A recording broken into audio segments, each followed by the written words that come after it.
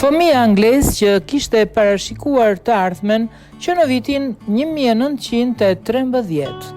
Të parashikosh të ardhmen ndonjëherë është e mundshme.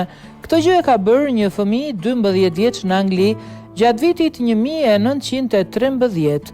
Edgar Godling, gjatë një detyre klase, kishte parashikuar se çfarë do të ndodhte në vitet 2000.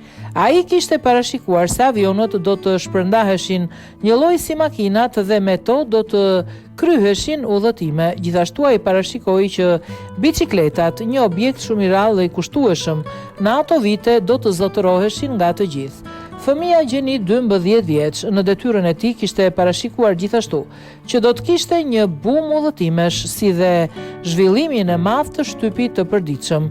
Jo keq për një fëmijë vetëm 12 vjeç.